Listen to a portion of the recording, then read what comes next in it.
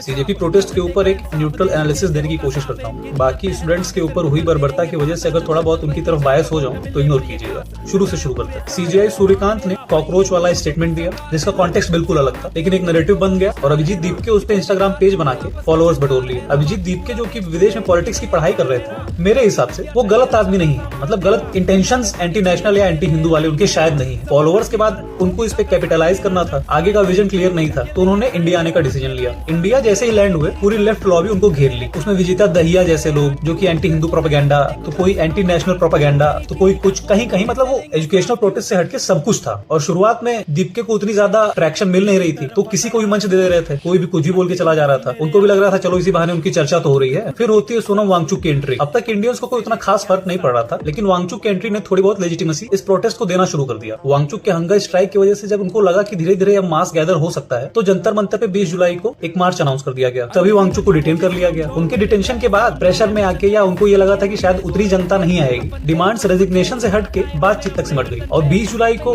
न पुलिस न सीजेपी को भी इतनी उम्मीद थी कि इतनी जनता आ जाएगी। और इस मिसमैनेजमेंट की वजह से पुलिस ने गजब बर्बरता पूर्वक व्यवहार किया स्टूडेंट्स के साथ। विजुअल्स तो आपने देखे ही होंगे। टूटी गाड़ियां, डंपर में पत्थर लाके ये नैरेटिव सेट करने का गोल तो था ही कि वायलेंट प्रोटेस्ट हो गया था, इसकी वजह से पुलिस को क्रैकडाउन करना पड़ा। और यही नैरेटिव देख के इस मूवमेंट को तोड़ा भी गया। विजेता दहिया जैसे नचनिए जो कि सीजेपी प्रोटेस्ट को और कमजोर करने का काम कर रहे थे, अलग अलग नैरेटिव पुश करके ऐन मौके पे वो निकल लिए। और लाठी किसने खाई? स्टूडेंट्स ने। और दीपके का प्रोटेस्ट में कम एक्सपीरियंस प्रोटेस्ट को सही दिशा नहीं दे पाया, जिसकी वजह से अलग अलग भीड़ अलग अलग टाइप के कारनामे भी करने लगी। एंड में पत्थरबाजी भी शुरू हो गई, लेकिन एंड में हुई, शुरू में नहीं। लेकिन पत्थरबाजी, एंटी हिंदू, एंटी नेशनल वाला नैरेटिव देके मेन स्ट्रीम मीडिया सरकार के लिए डैमेज कंट्रोल करना शुरू कर दी। और अभी भी हिंदुस्तान के यूथ दो गुटों में बढ़ गए हैं। एक ने तो अलग ही पट्टी बांध रखी है आंख पे, उनके बारे में मुझे कुछ नहीं कहना। बाकी दूसरा वर्ग जो है वो गजब आहत है इस सरकार से। ये मेरा अब तक का एनालिसिस है, जो गलत भी हो सकता है। बाकी आपको क्या लगता है कमेंट बॉक्स में जरूर बताएं। Stay positive, be question.